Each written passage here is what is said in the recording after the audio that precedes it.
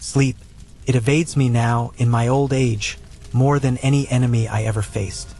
The sea is quiet, Ithaca is at peace, but my mind is a battlefield. And on that field, one ghost still stands, shining in his cursed armor. Not the hero the songs sing about. No, I remember the boy. I remember the monster. I remember my friend. Tonight, perhaps, if I tell his true story, the story of Achilles, I might finally find some rest. If these old memories find you in the quiet of your own night, perhaps you, too, can find some peace in them. If you wish to hear more tales spun from the threads of the past, consider subscribing to the channel. Now, let the story begin. The first thing I remember of Aulis is the stillness. Not the quiet stillness of a peaceful night, like the one I now endure, but a thick, suffocating stillness that clung to everything. The air, heavy with the scent of pine tar from 1,000 cocked hulls and the sharp tang of salt from a sea that refused to move, was a physical weight upon the shoulders. It was the breathless pause before a storm that would not break. 1,000 black-prowed ships sat motionless upon the bay, their masts a skeletal forest against a sky bleached white by the relentless sun. The water itself, a sheet of polished bronze, reflected the heat until the very air seemed to shimmer with held-back violence. We were a city of warriors, a gathering of kings, and yet we were prisoners of the wind, or rather, the lack of it. Every day was the same. The sun would climb, beat down upon the sprawling encampment, and then sink below the hills, leaving behind a bruised twilight and another day of wasted rations and fraying tempers. The sounds were a constant, chaotic symphony. The clang of a smith's hammer from the Argive camp, the lowing of cattle from the Thessalian pens, and the endless murmur of 1,000 different dialects clashing and mingling in the dusty air. Men from Crete, with their dark, curling hair, argued over dice with pale-skinned warriors from the northern mountains. The banners hung limp from their poles, each one a boast of lineage and power. There was the deep blue of Salamis, the twin lions of Mycenae, the stark white boar of Arcadia. It was the greatest army ever assembled in the memory of men, and we could do nothing but sweat and wait and grow to resent the sight of one another. And the kings, the kings, they were peacocks in a dusty yard, each preening and posturing in the great tent of Agamemnon. The lord of Mycenae himself, Agamemnon, sat upon his carved chair as if it were the throne of Zeus, his brow perpetually furrowed, his authority a cloak he wore too tightly. He spoke of honor and duty, but his eyes held only the glint of Trojan gold. Beside him always was his brother Menelaus. The Spartan king was a man hollowed out by shame, his every word a lament for his stolen wife, his every glance a plea for a vengeance that seemed as distant as the farther shore. And then there was Ajax, the son of Telamon. He was not a man so much as a geological event, a mountain of muscle and bone who spoke little and seemed to take up all the air in any space he entered. His presence was a comfort and a threat in equal measure. We were all there, the best and the worst of Greece, bound by a foolish oath and becalmed by the displeasure of a forgotten goddess. Amidst this gallery of restless lions, I first saw him. I had expected to find the famed son of Peleus and Thetis in the war council, his voice loud amongst the kings, demanding action. I expected to see him in the training fields, his spear a blur of bronze, proving the legends that had already begun to precede him. But he was in neither place. I found him by the shore, far from the noise of the main camp, where the still water lapped listlessly at the sand. He was with his myrmidons, but apart from them. While they practiced their silent, deadly drills, he stood at the water's edge, skipping flat stones across the bay's glassy surface. I watched him for a long time. He was little more than a boy, his jaw not yet fully set, the muscles in his arms and back lean and lithe rather than heavy with a warrior's bulk. His hair was the color of wheat under a high summer sun, a shocking gold that seemed to gather and hold the light. But it was his movement that held the eye. Every motion was possessed of an impossible, fluid grace. When he bent to select a stone, it was not the awkward crouch of a man, but the seamless fold of a panther. When his arm whipped forward, the stone did not just skip. It danced, touching the water 7, 8, 9 times before vanishing with a faint hiss. He was not a warrior in that moment, nor a prince. He was a force of nature, an extension of the sea from which his mother had come, radiating an energy that was at once beautiful and profoundly unsettling. It was the casual perfection of a god, and it did not belong in our world of sweating, striving mortals. I decided then to gauge the measure of this boy, this living legend. I approached him as the sun began its descent, painting the stagnant bay in hues of orange and purple. His myrmidons tensed as I drew near, their hands moving to their sword hilts, but he waved them back with a flick of his wrist, his eyes never leaving the horizon. "The wind will not come for us, King of Ithaca," he said, his voice clear and untroubled. He had not turned to look at me, yet he knew who I was. "The gods are patient," I replied, choosing my words with care. "They test the will of men." He finally turned, and I saw his eyes for the first time. They were the color of the sea in a storm, a turbulent gray-green that held no warmth. A faint, mocking smile played on his lips. "The gods test the will of farmers and merchants, Odysseus. They test the will of those who have time to wait. Kings and warriors make their own wind." I raised an eyebrow. The arrogance was as breathtaking as his beauty. "And how does a warrior make the wind blow, boy? By shouting at the sky?" He laughed, a sharp, ringing sound that held no real humor. "By giving the gods what they want, a tribute, a spectacle, something worthy of their attention. This waiting is an insult to our purpose. Our purpose is to reclaim the honor of Menelaus and to bring Helen home," I said, my voice steady. "That requires ships, supplies, and a favorable wind. It requires patience." He picked up another stone, weighing it in his palm. The setting sun glinted off the bronze bands on his wrists. "That is your purpose, perhaps. You fight for a cuckolded king and a faithless queen. You fight to return to your rocky little island and your weaving wife. I fight for something that does not fade with age or die with the body." "And what is that?" I asked, though I already knew the answer.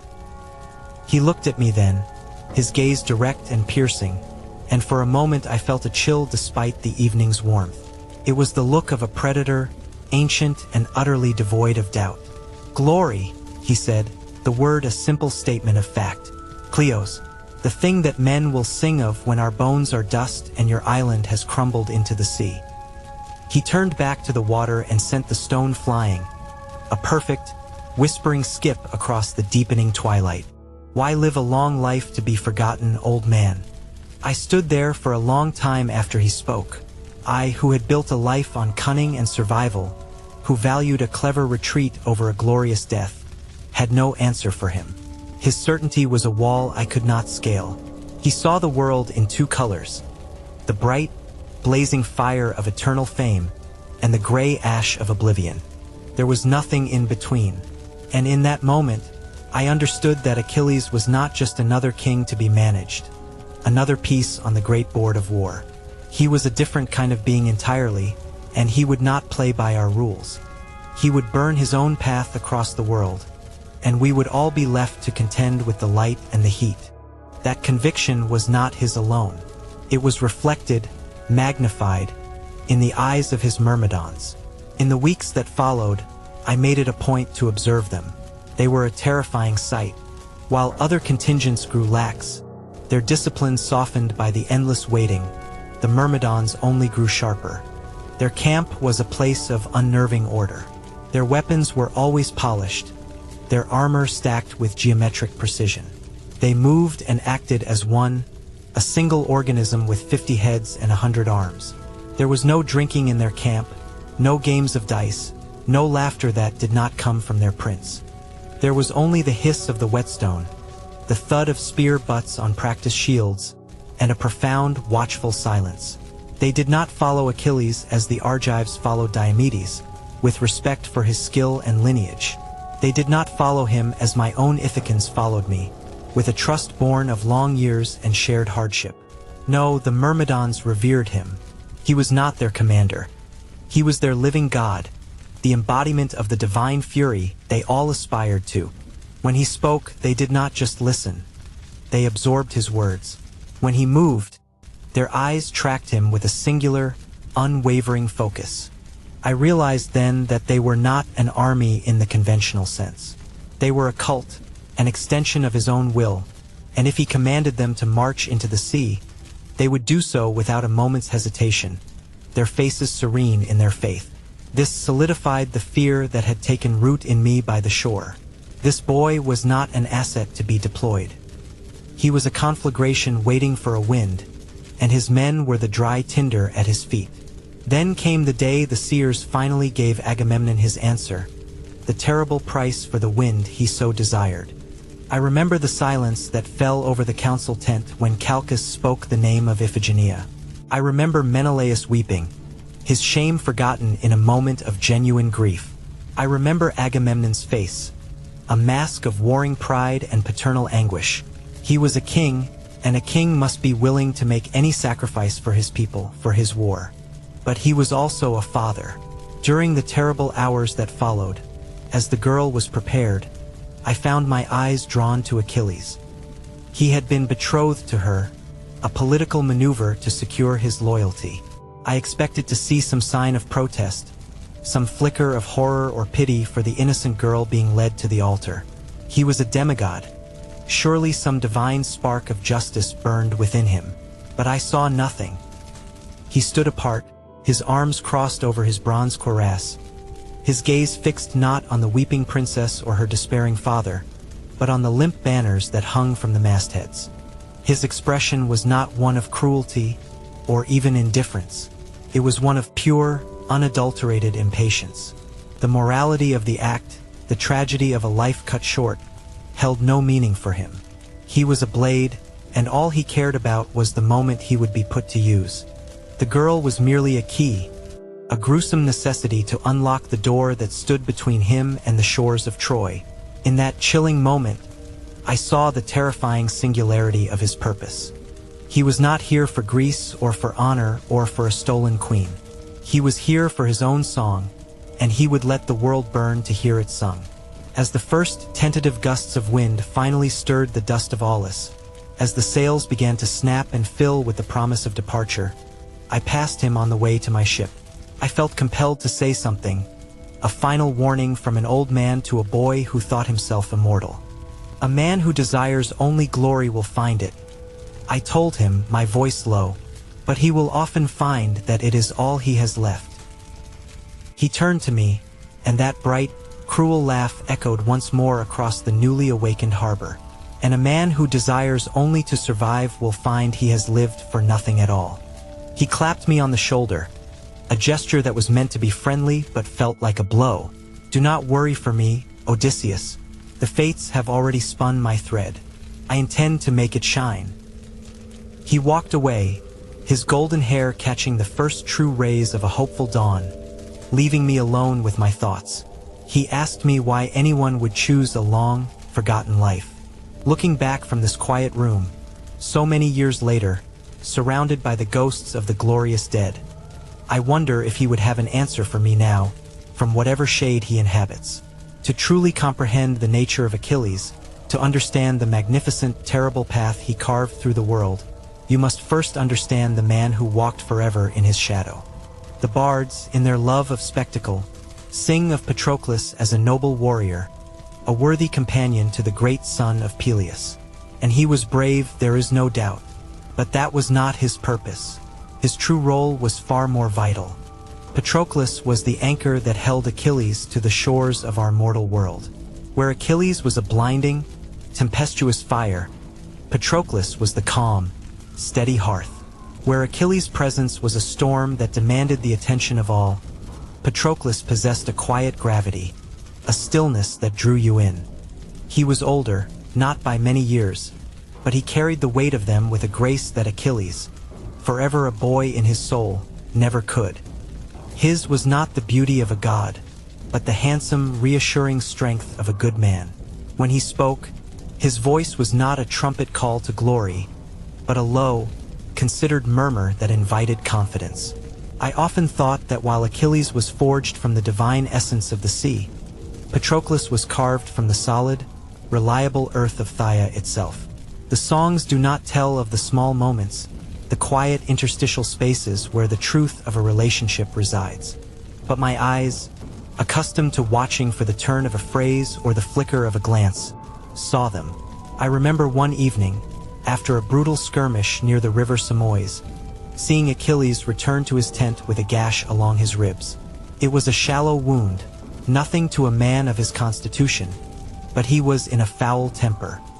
His healers approached, their hands filled with linen and herbs, but he waved them away with a snarl. Then Patroclus appeared. He said nothing.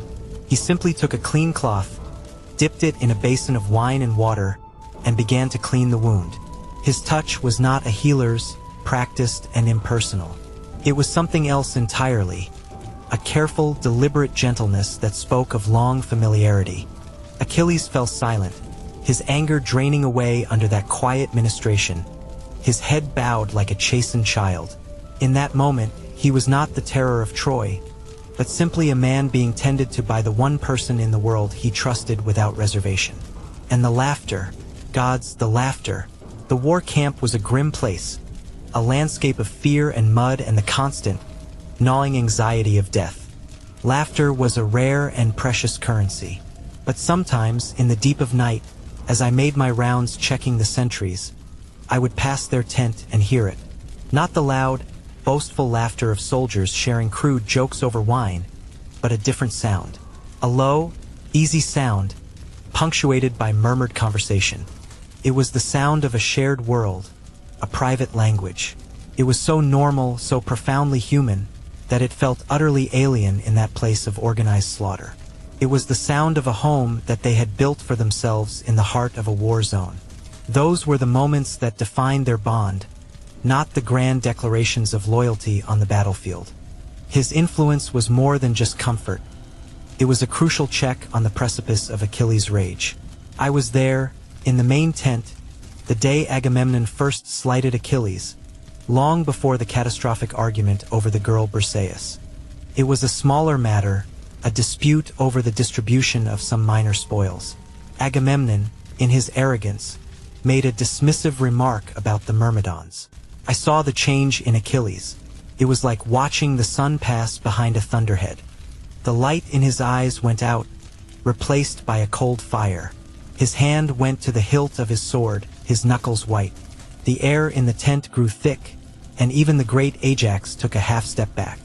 I was already forming the words in my mind, a careful, diplomatic intervention to defuse the situation, but I knew it would likely be useless. Then, from behind Achilles came a single, quiet word. Achilles! It was Patroclus. He had not raised his voice. He had not moved. He had simply spoken his friend's name. But the effect was immediate. Achilles froze. The tension in his shoulders lessened. He slowly, deliberately, removed his hand from his sword. He gave Agamemnon a look of pure contempt, turned without another word, and stalked from the tent, Patroclus following silently in his wake. I, a man who prided himself on the power of persuasion, was left in awe. Patroclus had accomplished with a whisper what 1,000 clever words from me could not have. He was not just a companion. He was the keeper of Achilles' soul, the only man who could call him back from the brink of his own destructive impulses. Over the long years of the siege, I formed a theory about them. I believe they were not two separate men, but two halves of a single, complete soul tragically divided at birth. Achilles was the divine half, the part that was all strength, speed, and incandescent rage. He was the glory, the legend, the part that could not feel fear and therefore could not truly understand humanity. Patroclus was the mortal half.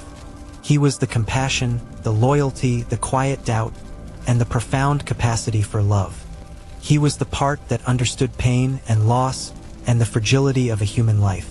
Together, they formed a whole, a being who was at once the greatest of warriors and the most devoted of friends. As long as they were united, Achilles was anchored to the world.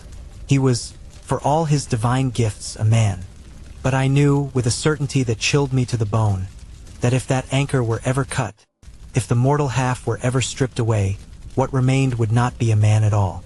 It would be something else, something elemental and terrible, a force of pure, untempered divinity with no heart to guide it. And so we all knew it, all of us who led the armies of Greece, though we never spoke the name of our fear. We saw the way Achilles looked at Patroclus, the way his entire being seemed to soften and settle in his presence. We saw the way he listened to him and him alone, and we knew, as a strategist knows the fatal flaw in a fortress wall, that the secret to breaking the son of Peleus was not a stronger spear, or a thicker shield, or a more clever tactic. His invulnerability was a lie, a beautiful, deadly lie that he told himself and the world. His true vulnerability was not in the flesh of his heel, but in the flesh of his heart. To defeat Achilles, you needed only to take Patroclus from him. And Hector, Prince of Troy, may the gods curse his name and his foolish, noble honor, was the one who finally learned how. The whispers of Thetis were like the turning of the tide. You would not see her arrive, and you would not see her depart. But sometimes, at the edge of dawn, when a mist rolled in from the sea, a silver-gray blanket that muffled all sound, I would see him there. He would be standing on the shoreline, alone, the waves washing over his bare feet. And a figure would coalesce from the mist, a woman taller than any mortal, with hair that seemed woven from seafoam and moonlight. She was Thetis, his mother, a goddess of the deep. I never got close enough to hear the words they spoke. They conversed in a language that was not for mortal ears, a flowing, sibilant tongue that seemed to mimic the sigh of the surf and the cry of the gulls. It was a language of prophecy and salt, of ancient love and terrible foreboding. I could not understand it, but I could feel the weight of it in the air. I could see it in the way her divine form bent towards him, a gesture of suffocating love, and in the way his shoulders, the strongest in the Greek army, seemed to slump under the burden of her whispers. He was her glorious son, her masterpiece, but he was also her terror. She had dipped him in the Styx to defy one prophecy, and in doing so had bound him irrevocably to another. Her love was not a gift. It was a gilded cage, and every whispered word was another bar locking him into his fate. His famed invulnerability was the key to that cage, and in my mind, it was his greatest curse. We mortals, we learn the shape of the world through our pain. A child learns not to touch the fire by being burned. A soldier learns to raise his shield by feeling the sting of a near miss. Fear is a teacher. It is the cold, hard stone against which we sharpen our wits and our caution. But Achilles had never been truly afraid. He could not be. Death was an abstract concept to him, a thing that happened to other lesser beings. I recall a skirmish on the plains, a messy, chaotic affair. The Trojans had loosed a volley of arrows, a black cloud that sent every man, myself included, diving behind his shield. Every man but one. Achilles did not even break stride. He walked through the deadly rain as a man might walk through a summer shower, his shield held loosely at his side. One arrow struck his chest with a loud crack and fell away, its bronze tip blunted. Another glanced off his helmet. He did not flinch. He simply continued his advance, his eyes fixed on the Trojan captain who had given the order, and cut the man down with a casual, almost contemptuous efficiency. The men around me saw it as an act of sublime bravery. I saw it for what it was, a profound and dangerous detachment from reality. He could not understand our hesitation, our need to preserve our fragile lives, because his was not fragile. He was a god walking among insects, and he could not comprehend why we scurried so desperately to avoid being crushed. This detachment shaped his entire worldview, especially his understanding of the prophecy that hung over him like a shroud. The choice, as the seers told it, was simple: a long, quiet, inglorious life ruling in Phthia, or a short, violent life that would end at Troy but grant him eternal fame. To men like me, who had fought and bled and schemed for 10 long years just for the chance to see our homes again, to grow old with our wives and watch our sons become men, it was no choice at all. But to Achilles, the choice was not just obvious. It was the only conceivable option. He could not imagine a life without the roar of battle, without the glint of his name in the eyes of others. A long life in obscurity was, to him, a slower, more humiliating kind of death. The prophecy was not a fork in the road, offering two distinct paths. It was a cage, cleverly designed by the fates, and the bait within it, the irresistible lure for a soul like his, was glory. He did not choose his destiny. He leaped eagerly into the trap that had been set for him from birth. This fundamental difference between him and the rest of us created a solitude around him that was as impenetrable as his divine skin. He was surrounded, always, by his adoring myrmidons. He was celebrated in the camps, toasted by kings and common soldiers alike. Yet he was utterly alone. In the evenings, men would gather around their fires and speak of home. They would share stories of their wives, their children, the fields they had left behind. Their words were filled with a bittersweet longing, a tangible connection to a world beyond the mud and blood of the siege. But when Achilles spoke, it was only of battle. He would recount the death of a Trojan champion with the same dispassionate detail a craftsman might use to describe shaping a piece of wood. He had no fields to long for, no wife waiting for his return. Patroclus was his only tether to that world of mortal affection, and even that bond was forged in the shared isolation of their unique standing. His divine gifts, the very things that made him great, were an invisible wall that set him apart. He was a spectacle for us to admire, a weapon for us to wield, but he was not one of us. I saw the truth of this one night when I could not sleep. The camp was quiet, save for the cough of a sentry and the distant cry of a night bird. I walked to the edge of the camp, where the land fell away to the beach, and I saw him, standing where the waves turned to foam, the moonlight casting his silhouette in stark relief against the dark water. He was speaking. His voice was low, but carried on the night air. He was speaking to the sea. He was not praying or shouting or lamenting. He was conversing, pausing as if listening for a reply that only he could hear. It was a moment of profound and chilling strangeness. He was having a conversation with his mother, with the endless, inhuman depths of the ocean. He was seeking counsel not from men, not even from the gods of Olympus, but from the ancient, immoral power that had birthed him.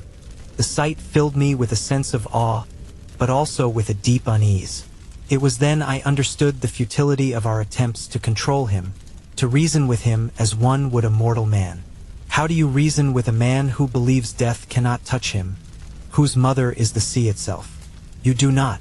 You simply stand aside and pray to the gods that when his fate finally arrives, you are not standing in his shadow. The argument, when it finally came, was as inevitable as the sunrise, and as ugly as a festering wound. The plague had descended upon us like a hawk upon a dove, silent and swift. Apollo's arrows, unseen but deeply felt, struck down mules, then dogs, then men.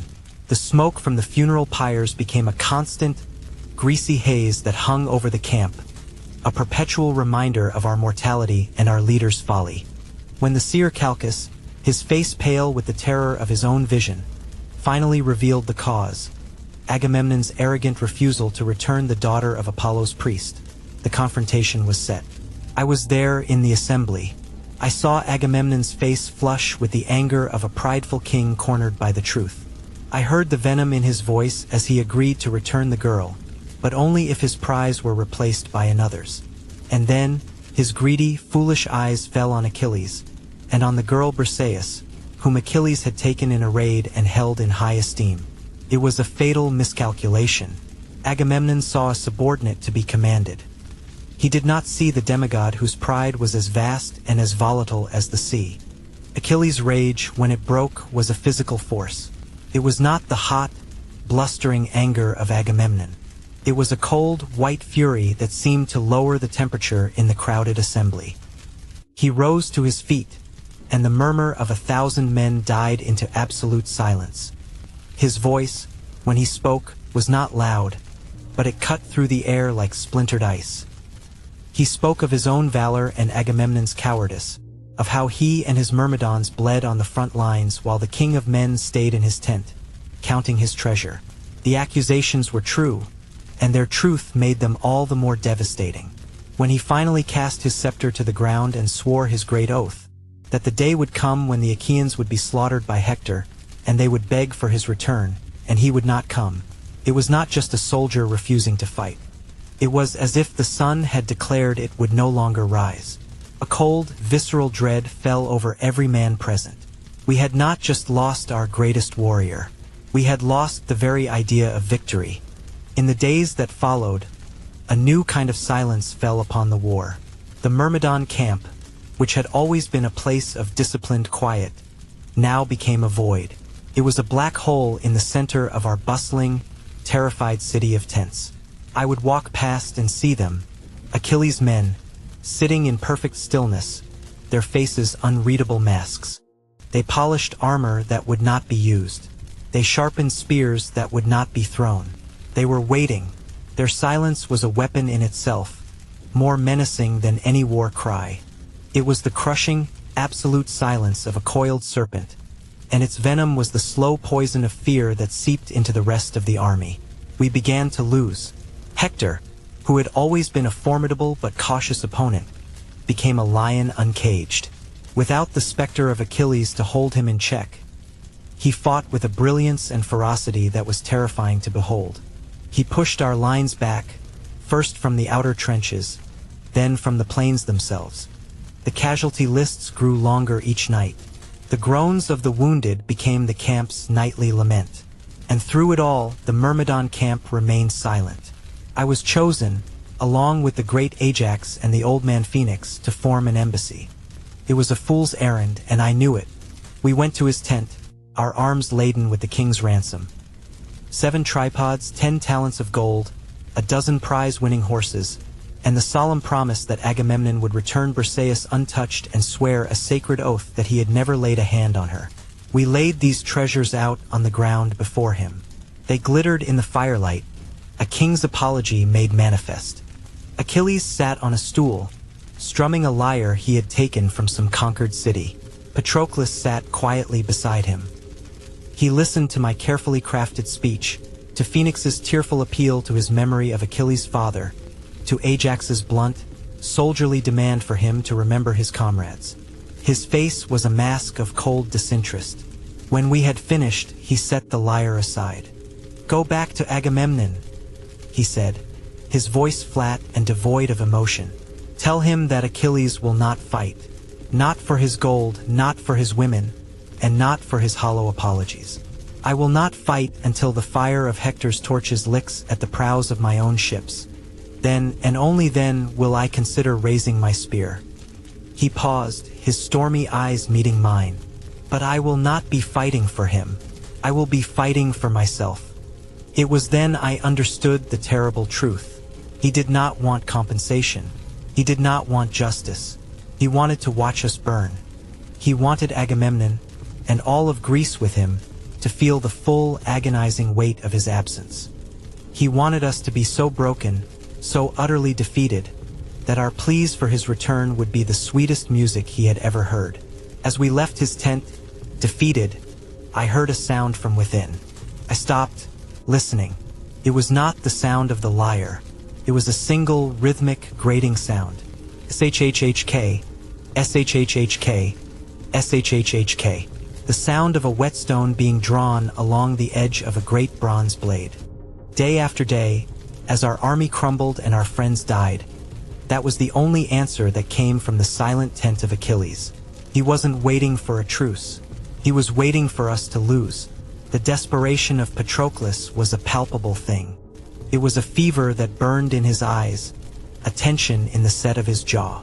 While Achilles sat in his cold, self-imposed exile, Patroclus walked the camp.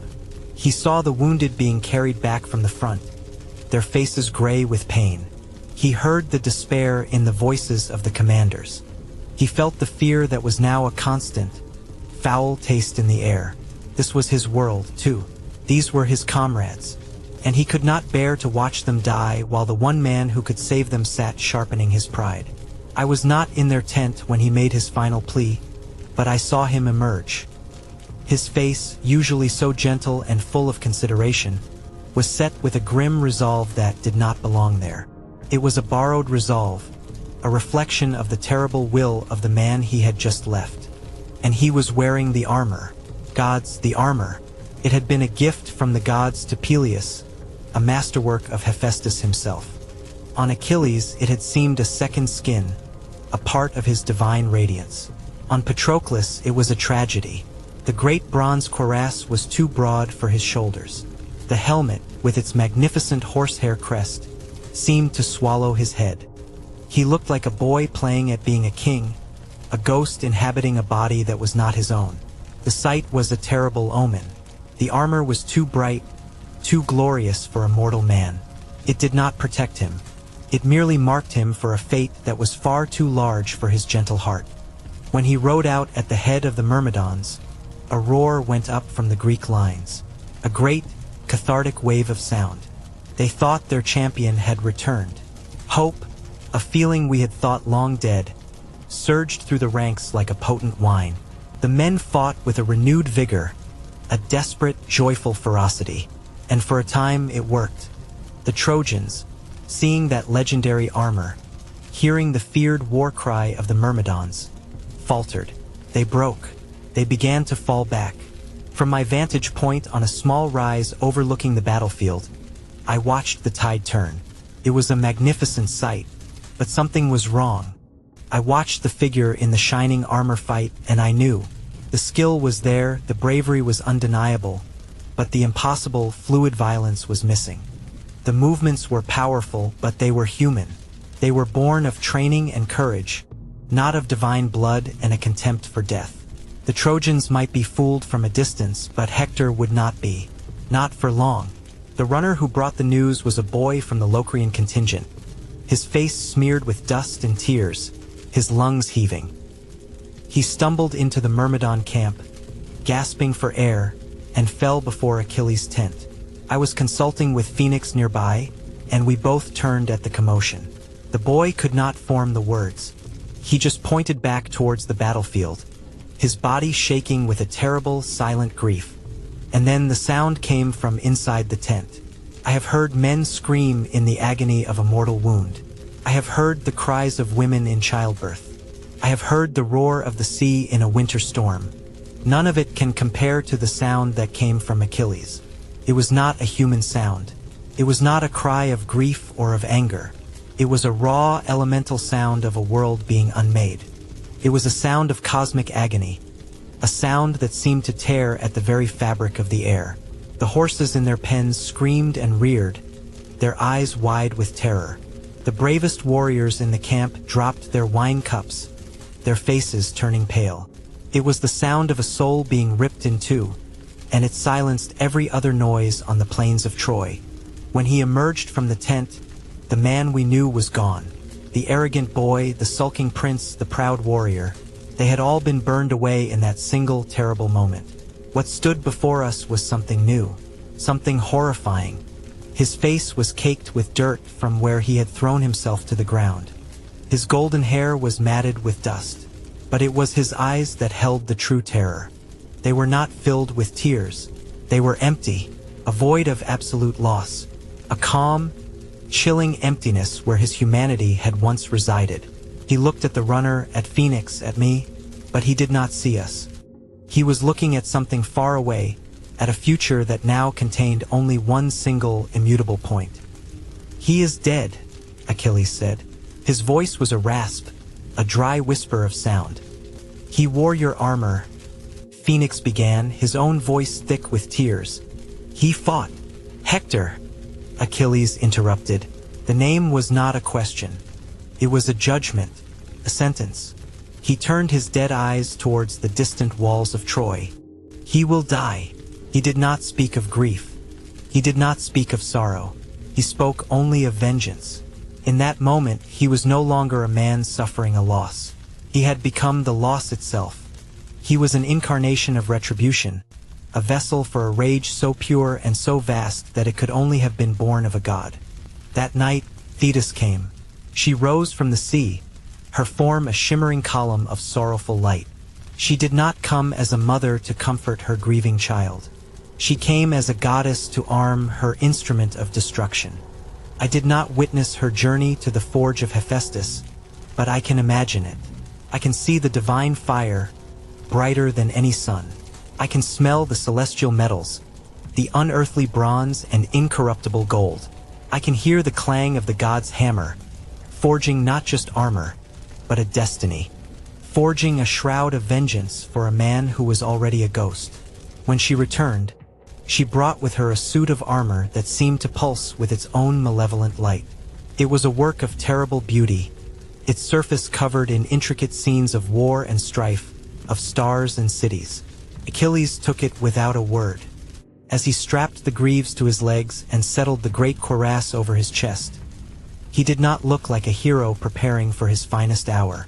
He looked like a priest donning the sacrificial robes of his office. The armor did not shine with glory. It shone with the cold, unforgiving light of the underworld. It was then I knew with absolute certainty. The man we knew as Achilles, the friend of Patroclus, the son of Peleus, was already dead. What was left was merely a weapon, waiting to be unleashed. The dawn that followed was the color of a fresh wound. Achilles' rampage began not as a charge, but as an inexorable tide. He did not shout a war cry. He moved in a profound and terrifying silence, his new armor drinking the morning light and giving back nothing but a cold, menacing gleam. I did not glorify the combat that followed. There is no glory in watching a wolf unleashed in a sheepfold. There is only the grim accounting of the slaughter. He moved through the Trojan lines not as a man fighting other men, but as a pestilence, a reaping hook cutting through ripe wheat. His spear, a gift from the centaur Chiron, became a blur of ash wood and bronze, and every time it flickered, a Trojan warrior fell. His shield, the great masterwork of Hephaestus, was not merely a defense. It was a vision of a world he was now intent on destroying, and men looked upon it and their courage failed them. He drove them back towards the city, and many, in their terror, sought refuge in the swirling waters of the river Scamander. It was a fatal error. Achilles followed them. He waded into the river, and the clear, rushing waters turned thick and red around him. He did not fight them in the water. He simply killed them, methodically, relentlessly, until the river was choked with the bodies of the dead. The water, dammed by the corpses of men and horses, began to rise, to flood its banks, as if the very spirit of the river was trying to disgorge the horror that had been forced upon it. The Trojans who watched from the walls were no longer watching a battle. They were witnessing a myth being written in their own blood, the story of a man who made a river run backwards with his grief. They were no longer fighting a man. They were fighting a plague, a flood, a fire given human form. Finally, only one man stood between Achilles and the Scaean gates, Hector. He stood alone on the plain, a solitary figure of defiance against the approaching storm. He wore the armor he had stripped from Patroclus's body, Achilles' own armor. The irony was so bitter it could curdle milk. The best of men, the hope of Troy, was dressed for his own funeral in the spoils of the deed that had sealed his fate. I watched from the ramparts of the Greek camp, too far to hear their words, but the language of their bodies was clear enough. Hector, standing firm, his spear held ready, a husband and a father defending his home. Achilles, advancing with that predatory, inhuman grace, a specter of vengeance whose only home was now the battlefield. Their duel was not the elegant clash of heroes the bards sing of. It was a contest between a lion and an earthquake. Hector was magnificent. He was skill, discipline, and a courage born of love. He was the greatest mortal warrior I have ever seen. But Achilles was no longer mortal. He was something else, something ancient and terrible, fueled by a grief that had been reforged into divine rage. Hector's spear casts were perfect. His shield work was flawless. It did not matter. Achilles was faster than thought, stronger than stone. He moved like a phantom, his god-forged armor turning aside Hector's every blow. The fight was an inevitability, a conclusion that had been written the moment Patroclus fell. When Achilles' spear finally found the small gap in the armor at Hector's throat, it was less a killing blow and more a final, merciful punctuation to a sentence that had already been passed. A collective gasp of horror, a sound of a city's soul leaving its body, rose from the walls of Troy. What followed was not war. It was a desecration, It was a madness that shamed us all. Achilles, his face a mask of cold fury, stripped his old armor from Hector's body. Then, with a chilling deliberation, he took a knife and pierced the tendons of Hector's heels, threading a leather thong through the wounds. He attached the thong to the back of his chariot. The Greeks, who had hated Hector in life, who had feared him and cursed his name, were sickened by the sight. This was a violation of all that was sacred, all the unwritten laws that separate men from beasts. But no one dared to speak. No one dared to approach the demigod in the throes of his terrible grief. He whipped his immortal horses, and the chariot sprang forward, dragging the body of Troy's greatest hero in the dust. The sound of that noble head, that face that had been loved by a wife and a father and a people, bouncing and scraping against the stony ground. It is a sound that has never left my nights. For 12 days the horror continued. Each morning, Achilles would drag Hector's corpse 3 times around the pyre of Patroclus, a grotesque ritual of mourning. And each day, the gods, in their pity, would restore the body, keeping it from decay, preserving it for the next day's violation. The Greek camp became a place of grim celebration and quiet shame. We knew the war was won, but the price of that victory felt impossibly high. On the 12th night, a miracle occurred. A thing so strange, so contrary to the rules of war and hatred, that I still question if I truly saw it. I was the officer of the watch, and a sentry came to me, his face pale, babbling about a ghost, an old man and a wagon that had appeared from nowhere in the center of the camp. I took a dozen men and went myself. And there, walking with a steady, regal gait towards the fearsome light of Achilles' tent, was Priam, king of Troy. He was alone save for a single aged herald. He moved through our camp, the heart of his enemy, as if protected by an invisible shield. And perhaps he was, for no one raised a hand to stop him.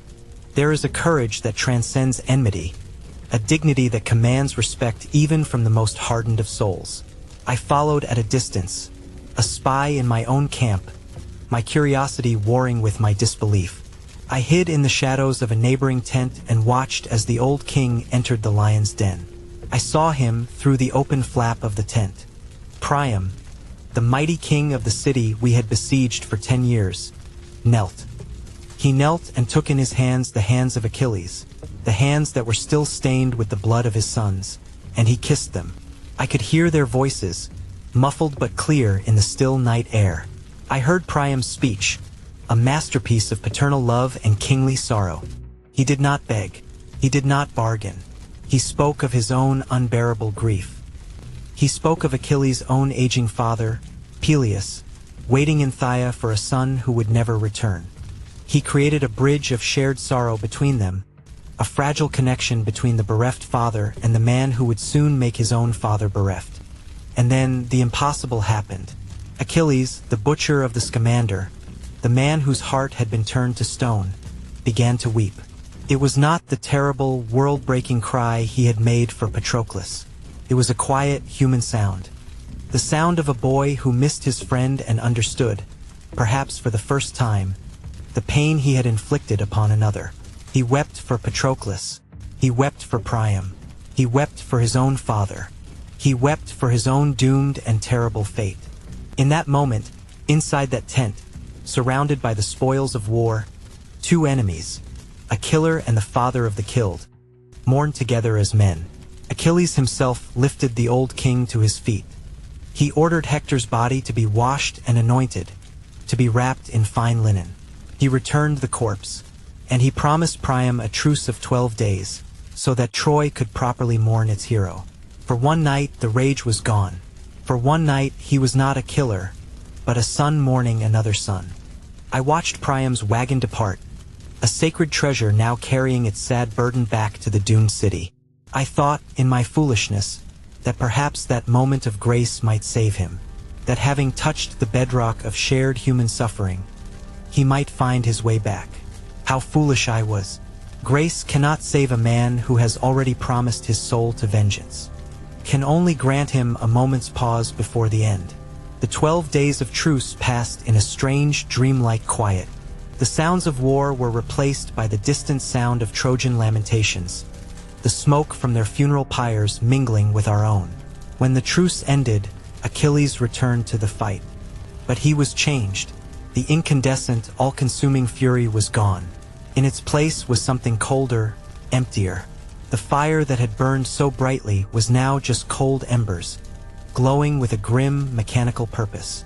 He fought with the same impossible skill, the same deadly efficiency, but the passion was gone.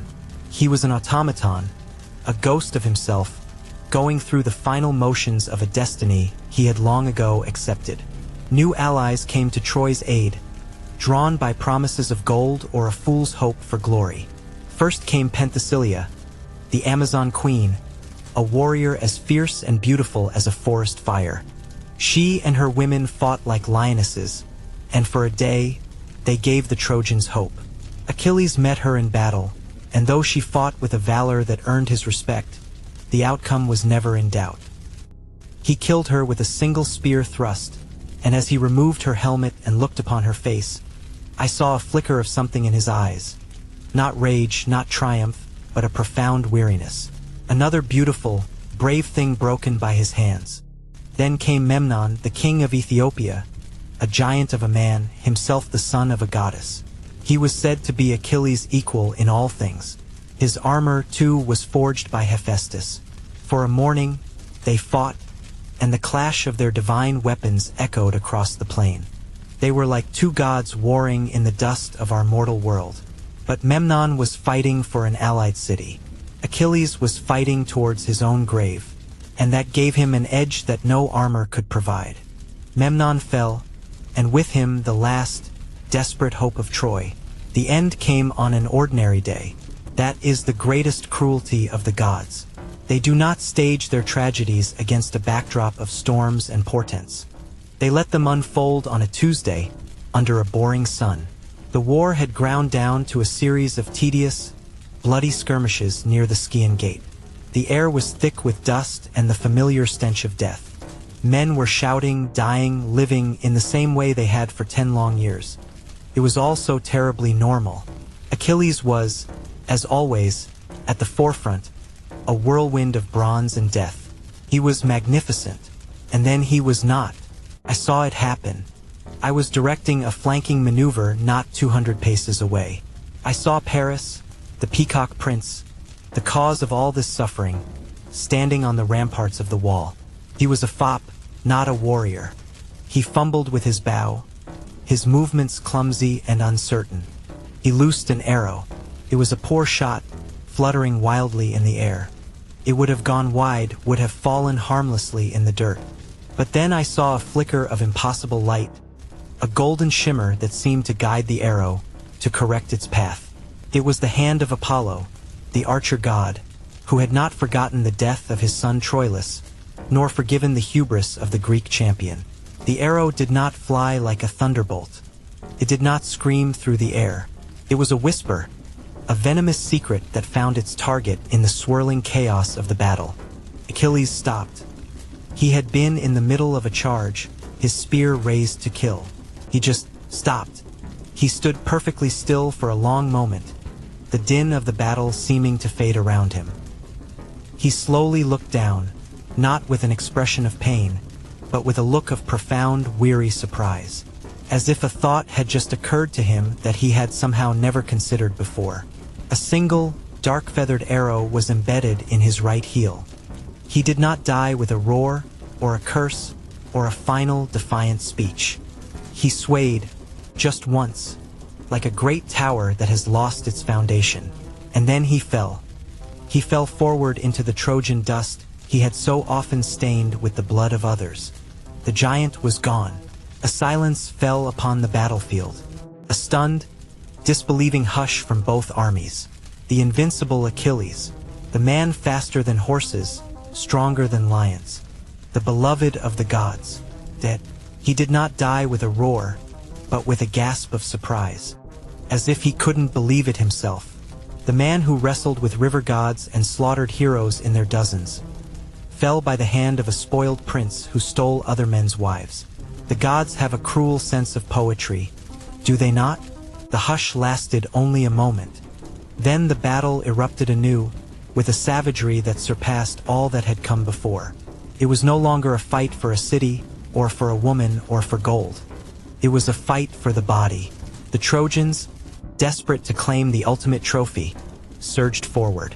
The Greeks, horrified and enraged, formed a wall of shields around their fallen champion. I found myself beside the great Ajax. He was no longer a man. He was a walking fortress, a bastion of pure, unthinking violence. He held the line, his massive shield deflecting a dozen spears at once, his great voice a roar of defiance, while I, with my words and my wits, directed the retreat. We dragged Achilles' body back, step by bloody step. It was a retreat, but it was also our last truly unified act as an army. In death, Achilles bound us together one final time. We mourned him for 17 days. The funeral pyre was as large as a ship, built from the pines of Mount Ida. We sacrificed cattle and sheep and Trojan captives, their throats cut to appease his shade. Thetis and her nereids rose from the sea, their keening cry a sound of such desolate beauty that it broke the hearts of even the most hardened soldiers.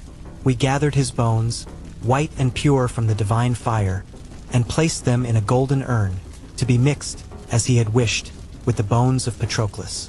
They were whole again at last, but his ghost still walked among us. The conflict turned inward like a disease. The question arose: who was worthy to inherit his armor, the divine masterwork of Hephaestus? 2 men had the strongest claim: Ajax, who had saved his body, the greatest warrior left in the Greek host, and myself, Odysseus, who had saved the army with my counsel time and again. The decision was put to a vote of the Trojan captives, for they, it was reasoned, knew best which of us they feared more. They chose me. They chose the mind over the muscle. It was a victory that tasted of ash. That night, Ajax, his great heart broken by the perceived slight, by the dishonor, fell upon his own sword. The ghost of Achilles, in its insatiable need for glory even in death, had claimed one more victim. His shadow was already destroying us from beyond the grave. The rest of the war, the part for which I am most famous, felt like a hollow affair. The stratagem of the wooden horse. It was a clever trick, a fitting end to a war started by deceit. But the heart of the conflict had died on the plain with Achilles and Hector. When we finally took the city, when we sacked its temples and dragged its women into slavery, there was no exultation.